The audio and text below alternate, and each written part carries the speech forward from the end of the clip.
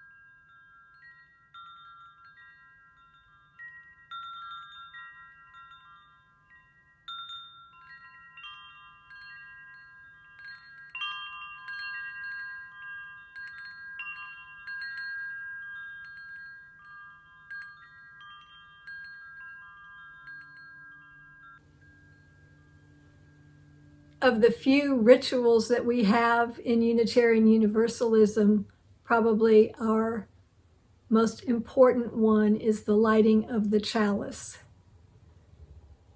While I light this chalice here, I invite you to light a candle or a chalice where you are. And I use these words from Jess Reynolds. Light the candle. Cup your hands around the flame and listen as it whispers. What does it say to your warm and weathered palms? Light the candle. Breathe against the flame and watch it ripple. Breathe your fears into it and let them burn into trails of empty gray. Light the candle. Feel your bones melt like wax, all your hardest parts softening to the touch.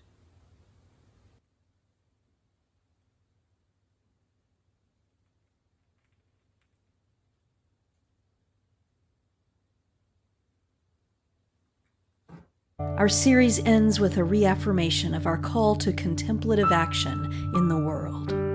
The awareness of one another's beauty is the seedling for the birth of compassion and justice. A contemplative life can empty us and ready us to become instruments of the good. Let us affirm our plans to continue practicing a way of beauty that makes life rich, courageous, generous, and joyful as active agents of the divine beauty in the world.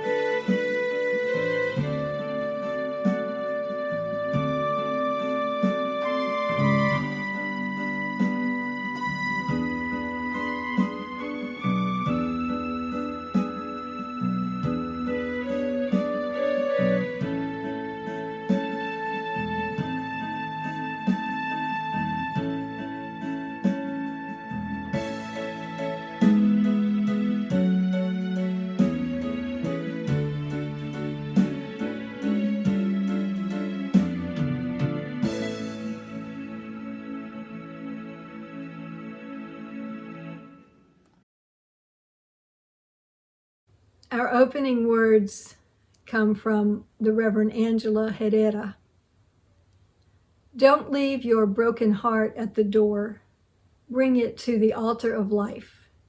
Don't leave your anger behind. It has high standards and the world needs vision.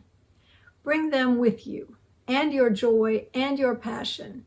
Bring your loving and your courage and your conviction. Bring your need for healing and your powers to heal. There is work to do, and you have all that you need to do it right here in this space. Please join me in the words to our church covenant. Love is the spirit of this church and service its law. This is our covenant, to dwell together in peace, to seek the truth in love, and to help one another. Our candles represent the many joys and sorrows within our beloved community. The brightest candle among these candles is the candle of joy that the election was finally called yesterday, and that we can look forward to a time of rebuilding, coming back together as a nation, a time of hope for our future, a time to finally breathe. Another one of the extremely bright candles glowing today is a celebration of Hannah Laura's 92nd birthday. Happy birthday, Hannah Laura, from all of us at UUCP. I hope you have a wonderful day celebrating.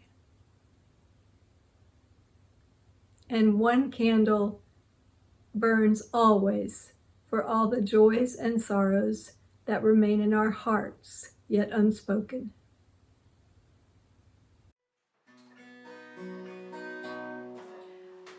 Love Will Guide Us by Sally Rogers.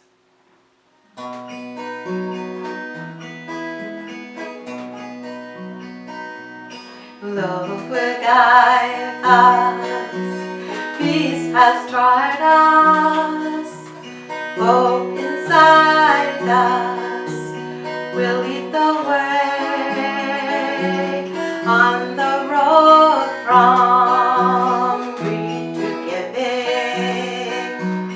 Love will guide us through the hard night. If you cannot sing like angels, if you cannot speak before thousands, you can give from deep within you. You can change the world with your love. Love will guide us. Peace has tried us. Hope inside us will lead the way on the road from greed to giving. Love will guide us through the hard night. Love will guide us through the hard night.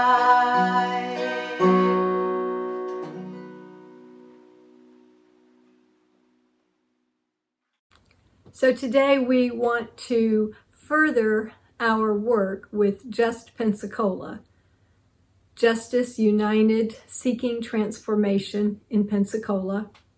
We are an organization of 24 congregations who come together to live out our call to work for justice, 24 congregations who unite their voices to work in the name of justice to transform Escambia County. Last year, through the same listening process that we're going to do today, although in a different way, We heard from our companion members of the organization about the problems that affect many of the people daily. We heard about grandparents who had to give up their jobs to take care of their grandchildren. We heard from a mother whose son was arrested at an after-school game because the officer did not believe the child attended that school. And the mother trusted that her son would be safe at his own school, but he was only seen with suspicion. We heard from teachers and school volunteers who worry about the future of their students who can't read by 3rd grade. We also heard story after story of our Black siblings being stopped by the police on their way to visit their grandma, their church, or just walking home. There were many stories. These are some brutal realities that everyday people in our community face. Frequently, we either don't know about these problems or we don't talk about them. Our justice ministry brings these problems out into the open for everyone to see and to act powerfully to address. The 6 sources from which Unitarian Universalists draw include Jewish and Christian teachings which call us to respond to God's love by loving our neighbors as ourselves. For many with whom we are working in JUST Pensacola, the words of Micah are a biblical mandate to do justice, to love mercy, and to walk humbly with your God. We also have a reference to this passage in our hymnal, Singing the Living Tradition. Biblically, doing justice meant holding the king and Pharaoh accountable for the fair treatment of all people, especially the poor, the widow, and the orphan. In our time, that means holding people like the state attorney, the sheriff, or the school superintendent accountable. To do that, we need people power. As individuals and as an individual congregation, we don't have the power necessary to hold our officials accountable. Nehemiah in the Bible is our example of how to do justice in a community. Nehemiah called a great assembly in Jerusalem. The entire community came out to confront the nobles and officials to stop their unjust lending practices. Faced with the power of a great assembly of organized people, much like we saw last week, the nobles and officials agreed to stop their unfair practices. I want to note that Nehemiah could have opened a food pantry or host a financial literacy workshop, but he chose justice with a capital J.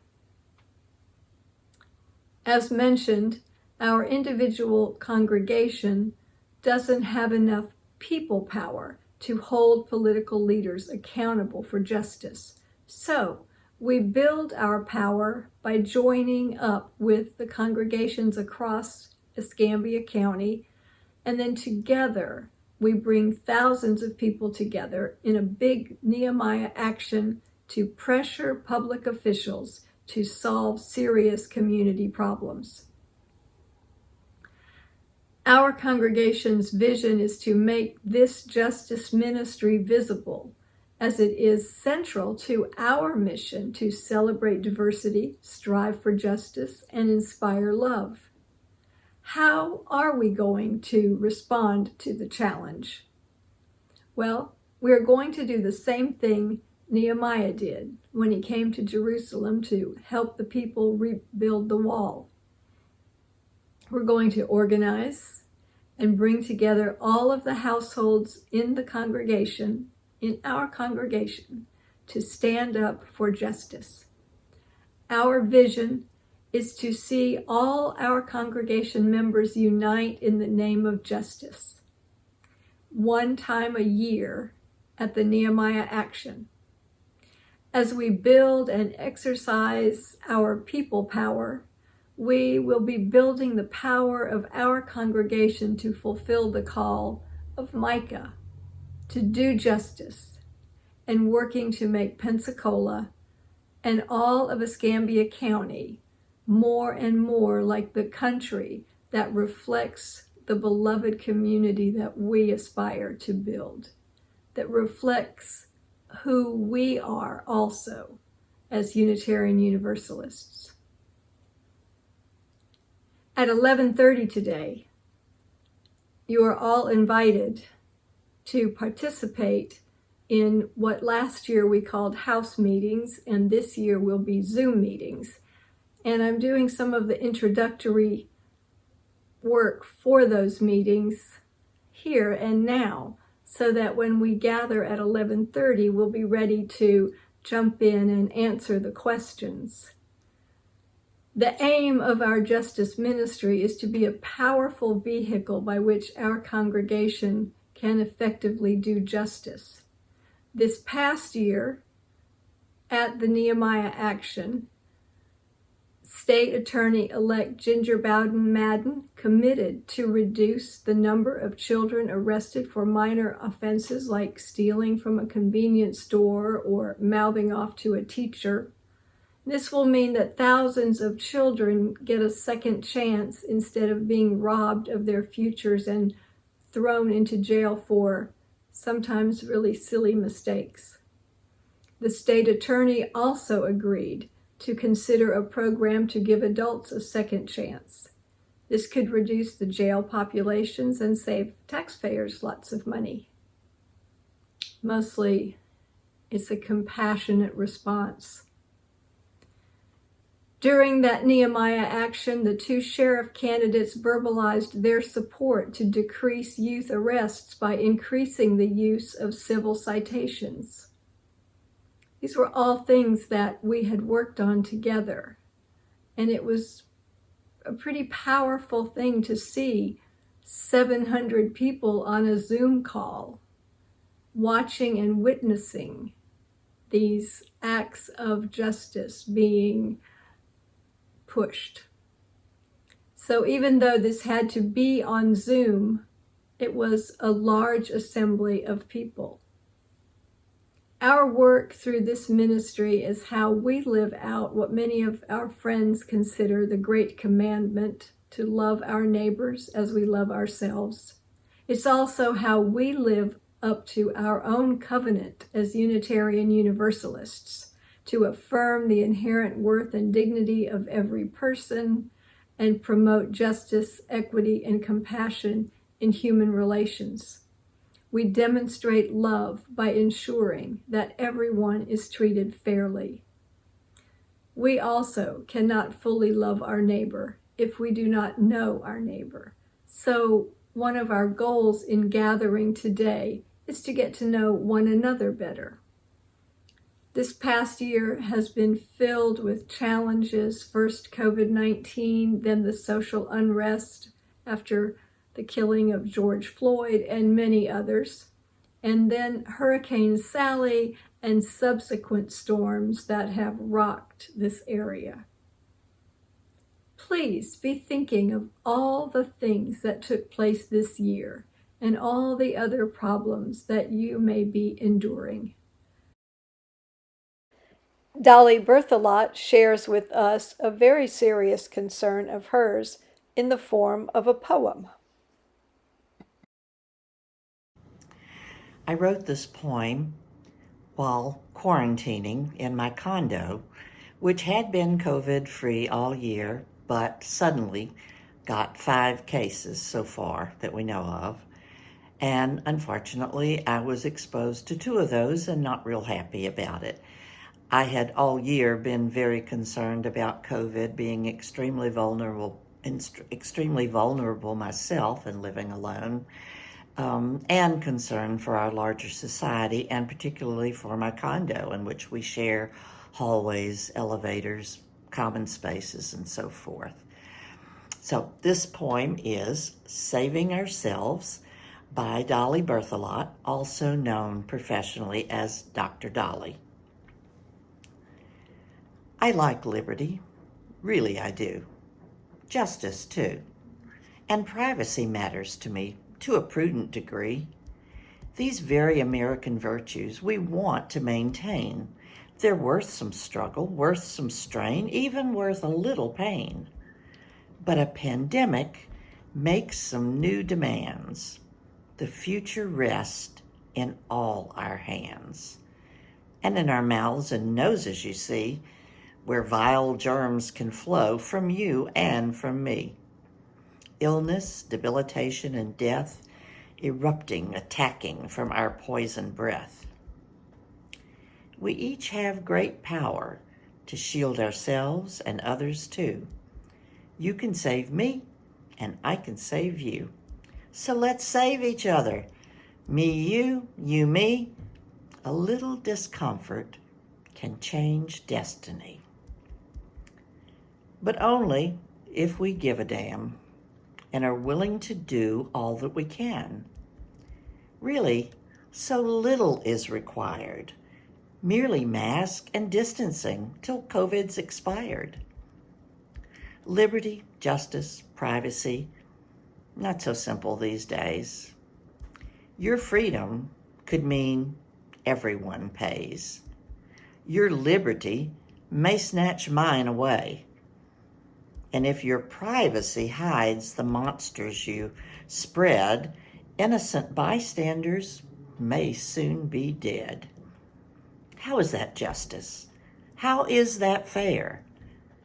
Reality proves we must now beware of risky behaviors we perilously share, simply by commingling bugs in our air. If only we could see these foul beasts, devouring people for their feast. I have no doubt we'd back up with ease and likely shout out in shock, fear, and pleas to strangers and kin and view nonchalance as a serious sin. Unfortunately, this invisible foe, when ignored, will continue to grow and to grow. What's most demanded, if we are to win, is a deep, deep commitment now to begin. Beyond other virtues, I wish we all would profoundly commit to our common good. Without that practice from people at large, let's face it, that virus is the master in charge.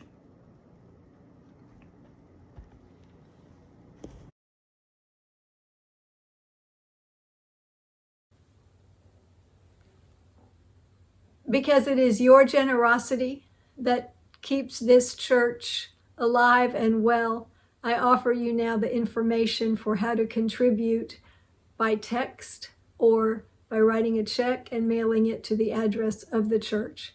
Many thanks to all of you who care enough to share your resources with this congregation.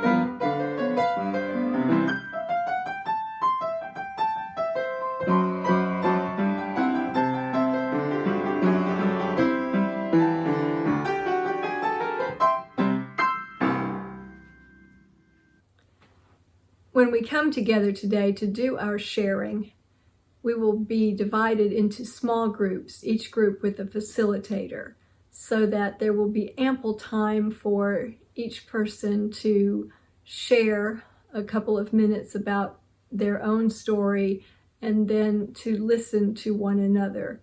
It's an opportunity to get to know someone a little better. Things that worry you are also worries for the community. We are not looking for solutions at this point. We will do that when we begin our research process. We are beginning the conversation today, and I sincerely hope that when the Zoom meeting starts at 11:30, I will see many of you there. In this season of giving, it is a tradition of the church to take up a collection for the church staff, not the minister, but the other church staff. And so I'm sharing with you now information for how to contribute to that fund.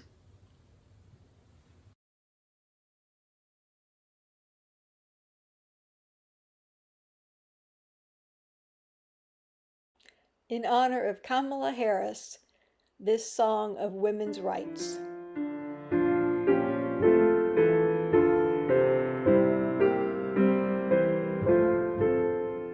As we come marching, marching in the beauty of the day, a million darkened kitchens, 1,000 workshops ray, are touched with all the radiance that a southern sun discloses. For the people hear us singing, bread and roses,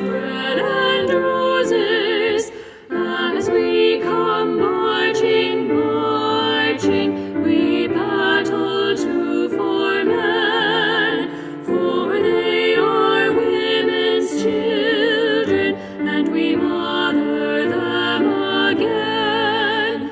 Our life shall not be sweated from birth until life closes. Hearts starve as well as bodies. Give us bread, but give us roses. As we come marching, marching, unnumbered women dead go crying through our singing their ancient song of bread. Small art and love and beauty, their drudging spirits new. Yes, it is bread we fight for, but we fight for roses too. As we come marching, marching, we bring the greater days. The rising of the women means the rising of the race.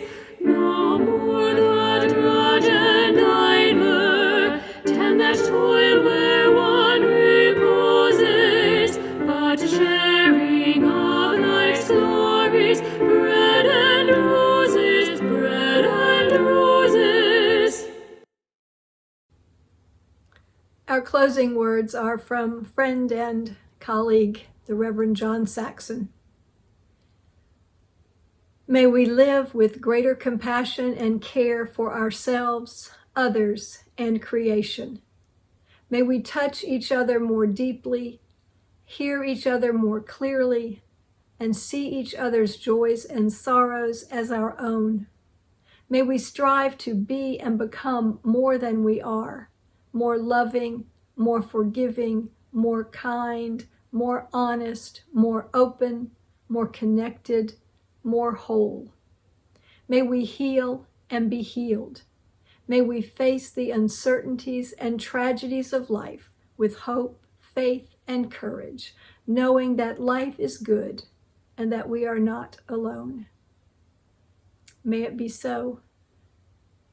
Go in peace.